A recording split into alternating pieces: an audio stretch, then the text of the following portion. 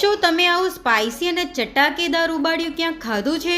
અને જો ના ખાધું હોય ને તો આ વિડીયો તમારા માટે જ છે મિત્રો. તો છેલ્લે સુધી આખો વિડીયો જોવાનું ભૂલશો નહીં. હેલો નમસ્કાર મિત્રો, હું છું નીલિમા અને welcome back to my YouTube channel. અને હા, મેં તમને ગઈકાલે પ્રોમિસ કર્યું હતું ને કે હું તમને ઉબાડિયુંની આખી રેસીપી આવતીકાલે શેર કરીશ. તો હા, એ આજે હું તમને શેર કરી રહી છું. અને મારી માસીના હાથનું ઉબાડિયું એટલે બહુ જ સરસ રીતે મારી માસી બનાવે છે. અને એકદમ અંદર આમ મસાલા એવા મસ્ત બેસી જાય છે ને કે વારે ઘડી ખાવાનું મન થાય. અને ઉબાડિયું અને છાશ મળી જાય ને એટલે ભગવાન મળી ગયા. અને અત્યારે વિન્ટર સમયમાં ઉબાડિયું એટલે બહુ જ ડિમાન્ડમાં છે અને ટ્રેન્ડમાં ચાલે છે. તો અત્યારે અહીંયા વલસાડ ટુ વાપી હાઈવે ઉપર તમે જઈને જુઓ ને તો આ જ ઉબાડિયું તમને બધી જગ્યાએ જોવા મળે. પણ એ કેવી રીતે બને છે ને એ બધાને પ્રોસેસ એની ખબર નથી હોતી. તો ચાલો આજે હું તમને એની પ્રોસેસ જે છે એ પૂરી બતાવી દઉં. અને મારી માસી છે ને બહુ જ સરસ રીતે બનાવે છે, તો એ પૂરી ડીપમાં હું તમને સમજાવી દઈશ કે એમાં કયા કયા મસાલા યુઝ થાય છે. હું દર વખતે અહીંયા આવું છે ને ત્યારે મારે માસીના હાથનું ઉબાડિયું ખાઉં છું. તો ચલો વાર ના કરતા હું તમને સીધી પ્રોસેસમાં લઈ જાઉં છું કે મારી માસીએ કેવી રીતે ઉબાડિયું બનાવ્યું હતું. ચાલો, સૌપ્રથમ અહીંયા મસાલો બનાવવા માટે લીલા મરચાં, આદુ, લસણ, સૂકું લસણે લીધું છે અને લીલું લસણે લીધું છે અને ધાણા લીધા છે. જોડે લીધી છે લીલી હળદર અને આંબા હળદર. આ બધા અહીંયા સમારી કાઢ્યા છે. બાકીના અહીંયા વેજીટેબલ્સ લઈ લીધા છે, જેમાં રતાળું છે, શક્કરિયા છે, બટેકા છે અને રીંગણ છે. જો જોડે એમાં આપણે સ્વીટ કોર્ન નાખવો હોય, કોર્ન એટલે કે મકઈ આપણે નાખવી હોય એ પણ નાખી શકીએ અને સૂકી લસણ પણ નાખી શકીએ. જેટલા વેજીટેબલ્સ આમાં આપણે નાખવા હોય એ આપણે એમાં એડ કરી શકીએ. અને અહીંયા જેટલા વેજીટેબલ્સ અવેલેબલ હતા એ લઈ લીધા છે. હવે આને 2 થી 3 પાણીમાં સાફ પાણીએ ધોવામાં આવશે. અને આ ધોવાઈ જાય એટલે આપણે જોડે પાપડી પણ ધોવાઈ જશે. જોડે અહીંયા ધાણો પણ સમારી કાઢ્યો છે અને લીલી લસણ પણ સમારાઈ ગઈ છે. અને આ બધા બાકીના જે મસાલા છે ને એને પણ ધોવાના છે. અને આ છે કલર અને જોડે કંબોઈ પણ લાયા છે. એને 1 બાય 1 બધા જ જે વેજીટેબલ છે અને બધી સામગ્રીઓ છે એને બધી સાથે ધોઈ નાખવાનું છે. અને આ રહી ઉબાડિયાની પાપડી. આમાં 2-3 પ્રકારની પાપડી આવે છે. અત્યારે આ પાપડી સરસ લાગે છે એટલે અમે આ પાપડી લીધી છે.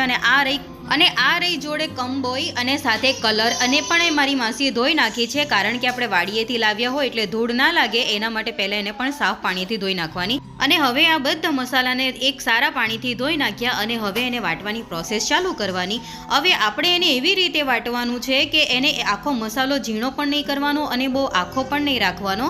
અને એમાં જે એડ કરી છે એ ફરી રિપીટ કરું, એમાં સૂકું લસણ છે, લીલું લસણ છે, આંબા હળદર છે, લીલી હળદર છે અને મરચાં છે અને આદુ છે. અને આ જે છે હવે લીલી લસણ અને લીલો ધાણો એને અલગથી વાટવામાં આવ્યો અને ઉપરથી આખું મીઠું અંદર નાખીને વાટ્યું છે. એટલે આપણે ઉપરથી મીઠું એડ નહીં કરવાનું. અને બીજું કે આમાં મસાલો વટાઈ ગયા પછી આપણે હળદર નાખી છે, 1-2 ચમચી જેટલી હળદર, બહુ વધારે નહીં લેવાની. અને ધાણા જીરું અને થોડો ગરમ મસાલો એડ કર્યો છે. મીઠું પહેલાંથી જ નાખેલું છે પણ હળદર બહુ નહીં નાખવાની, કારણ કે આપણે લીલી હળદર પહેલાંથી જ આમાં વાટી નાખેલી છે. અને હવે મસાલામાં આપણે 1 થી 2 પાવડી જેટલું તેલ નાખવાનું છે, એકદમ મસાલામાં સેટ થઈ જાય એ રીતે. આમાં 2 પાવડીથી વધારે મેં તેલ નથી નાખ્યું. હવે આ બધા જ મસાલાને એક સરખી રીતે મિક્સ કરી દેવાના છે. અને પછી જે રીંગણ છે, બટેકા છે, આપણે જેમાં કટ કરેલું છે એમાં આપણે 1 બાય 1 ભરી દેવાનું છે. રીંગણ અને બટાકામાં જેમાં કટ મારેલી છે એમાં આપણે થોડો ભરીએ. એમાં આ જે મસાલાનો જે સ્મેલ, સુગંધ અને એનો જે ટેસ્ટ છે ને એ ધીરે ધીરે બફાતા એકદમ સરસ રીતે એમાં બેસી જાય છે. જ્યારે આપણાને છે ને ખાવાની બહુ મજા આવે, ગરમ ઉબાડિયું હોય ને તો ખાવાની મજા પડી જાય. અહીંયા બટાકા અને રીંગણ બંને ભરીને રેડી થઈ ગયા છે. અને હવે એક ટબમાં લઈ લેવાનું છે કલર અને કલરના ફૂલ. આ ફૂલની સુગંધ અને સ્મેલ જ્યારે ઉબાડિયું બની જાય ને ત્યારે બહુ જ સરસ આવે છે. એટલે એના માટે આપણે આ ફ્લાવરને એડ કરવાના છે. હવે અહીંયા કલરના ફૂલ તોડ્યા બાદ એમાં આપણે પાપડી લઈ લેવાની છે. પાપડી લગભગ હશે 1-1.5 કિલો જેવી. અને આ જે છે એ કંબોઈ છે. કંબોઈ લગભગ બધાને ખબર હશે, એ વાડીએ આસામથી મળી જાય છે. જે ખેતરોમાં હોય કે વાડીએ હોય, બધી જ જગ્યાએ આપણે ઉંબાડિયું જ્યાં ખાઈએ ને ત્યાં કલર અને કંબોઈ વગર ઉબાડિયું જ ના બને. એટલે પહેલાં કલર અને કંબોઈ જોઈએ તો જ ઉબાડિયું લાગે, નકર ઉબાડિયું કહેવાય જ નહીં. હવે પાપડીની સાથે કોર્ન અને રતાળું બંને જોડે લઈ લીધા છે. એની ઉપર આ ધાણા નાખવામાં આવ્યા છે. ધાણા અને થોડી લસણ હતી એ અંદર એડ કરી દીધા છે. અને હવે ઉપરથી થોડું મીઠું એડ કરવામાં આવશે. સાથે આમાં જે મસાલો બચ્યો હતો ને, જે આપણે રીંગણ અને બટેકામાં નાખ્યો હતો, એ જ મસાલો ફરી પાછો આપણે આમાં રિપીટ કરવાનો છે. એટલે આમાં નાખી દેવાનો છે અને સ્વાદ અનુસાર આપણે થોડું મીઠું પણ નાખી દેવાનું. આમાં મીઠું થોડું ઉપર ચડિયાતું જ નાખવાનું, કારણ કે બફાશે એમ અંદર એનો ટેસ્ટ જાય. અને હવે ઉપરથી તેલ નાખ્યા બાદ એને સરસ રીતે મસળી નાખવાનું છે અને બંને હાથેથી એને લગભગ 10 થી 15 મિનિટ સુધી એને કન્ટિન્યુ મસળવાનું અને દબાવીને પાપડીની અંદર, અને એની અંદર એકદમ સરસ રીતે ટેસ્ટ બેસી જાય ને એ રીતે નાખવાનું. આમાં થોડી હળદર ઓછી લાગી હતી એટલે માસીએ ફરી હળદર આમાં એડ કરી છે. અને હળદર એડ કર્યા પછી થોડો અજમો નાખવાનો બાકી રહ્યો હતો, એટલે અજમો એમાં એડ કરી દીધો. જો નાના બાળકો કેવું કંઈ શું ખાતા હોય ને તો એમને પેટમાં દુખાવો કેવું થાય નહીં, અને આમાં ટેસ્ટ અને સુગંધ પણ સારી બની રહે. જો આમાં કોઈને અજમોના ટેસ્ટ ના ગમતો હોય કે એની સ્મેલ ના ગમતી હોય તો એને આપણે સ્કીપ પણ કરી શકીએ. હવે અહીંયા બધો જ મસાલો એકદમ બનીને રેડી છે અને એકદમ સરસ રીતે માસીએ મસળી નાખ્યો છે, એટલે ટેસ્ટમાં પણ સરસ બનશે. તમે જોઈ શકો છો કે કેવું એકદમ લીલું અને સરસ મજાનું દેખાય છે.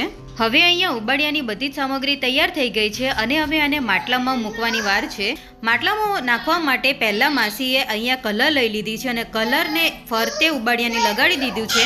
હવે કહેવામાં આવે છે ને કે માટલા જેટલા જૂના હોય ને એમાં વારે ઘડીએ ઉબાડિયું બની ગયું હોય, એ માટલા ઉબાડિયું બનાવવા માટે બહુ સારા.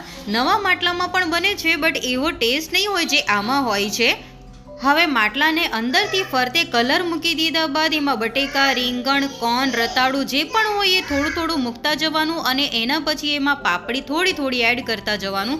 ફરી પાછું થોડા જે બટેકા ને રીંગણને જે છે એ અંદર પાછું મૂકતા જવાનું અને ફરી પાછી રિપીટ કરવાની આપણે પાપડી. એ જ રીતે આપણે આખું માટલું ભરી નાખવાનું. બસ આ જ પ્રોસેસ આપણે વારે ઘડી રિપીટ કરવાની. આખું માટલું ભરાઈ જાય ત્યાં સુધી. તમે જોઈ શકો છો કે આ મારા માસી કેવી રીતે 1 by 1 વસ્તુઓને અંદર એડ કરી રહ્યા છે.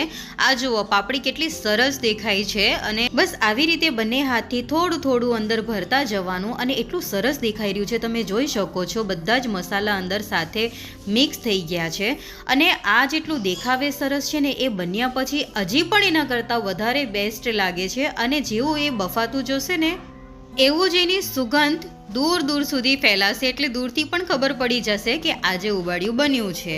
બસ આવી જ રીતે એને માટલુંને આપણે ભરી દેવાનું અને ભરી દીધા બાદ એને ઉપરથી બંધ કરી દેવાનું. અને એને બંધ કરવા માટે પણ અહીંયા કલર લીધી છે. કલર આપણે ફરતેથી દબાઈને અંદર ભરવાની, તાકે અધ વચ્ચે આ ઉબાડિયું બહાર ના નીકળી જાય. અને જે કલરના લાકડા હતા એને જ મારી માસીએ ઉપરથી દબાવી દીધા ફરતેથી, તાકે એમાંથી કંઈ પણ વસ્તુ બહાર ના આવે. હવે આ જ પ્રોસેસથી બીજું માટલું પણ ફટાફટ રેડી થઈ ગયું છે અને હવે આપણે પકવવાની વારી છે. ત્યાં 5 ઢાંકણ બંને માટલાની કાઢી લીધી છે અને અહીંયા મૂકી દીધી છે 5 ઢાંકણ અને એની ઉપર માટલું મૂકી દેવાનું છે.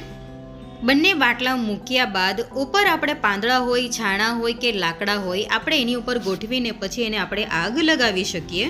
અહીંયા માટલા ગોઠવી દીધા બાદ અહીંયા પાંદડાઓ જે હતા એ પાંદડા આપણે ઉપર મૂકી દીધા છે અને હવે અહીંયા માચીસથી આપણે આગ સળગાવી દીધી. એટલે હવે 1 by 1 કરતાં થોડું થોડું આપણે પાંદડા ઉપર નાખતું જવાનું.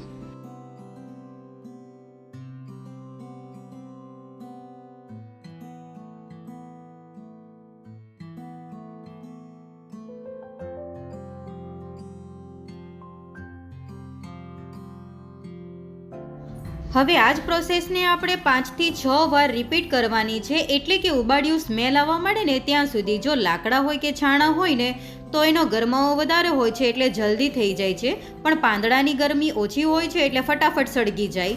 એટલે આપણે થોડી એને પ્રોસેસ લાંબી રાખવાની, એટલે 5 થી 6 વાર નાખવાનું. અને હવે અહીંયા ઉબાડિયું બનીને એકદમ તૈયાર થઈ ગયું છે અને ઢાંકણ પણ ચડી ગઈ છે. જોઈ શકો છો તમે એના દાણા.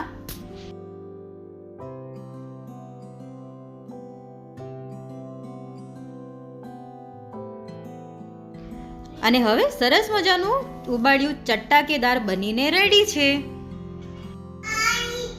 બધી સામગ્રી એકદમ સરસ રીતે બફાઈ ગઈ છે અને સ્મેલ બી બહુ સરસ અંદર આવી રહી છે.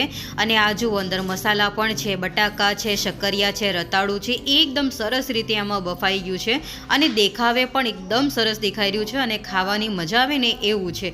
દેખાવે જેટલું સરસ છે ને એટલું જ ચટાકેદાર અને સ્પાઇસી બન્યું છે.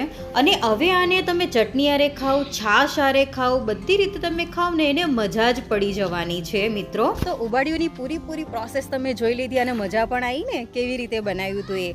અને હા, એટલું ખરું કે જો તમને આ બ્લોગ પસંદ આવ્યો હોય ને તો સબસ્ક્રાઈબ કરવા વગર જતા નહીં. અને હા, વિડીયોને લાઈક કરવાનું ભૂલશો નહીં. અને આવા મારા મોર મિની વ્લોગ્સ પણ આવે છે તો ચેનલને સબસ્ક્રાઈબ કરી દેજો, એટલે ડેલી તમને મારા વ્લોગ્સ મળતા રહે. ચાલો આવજો, બાય બાય.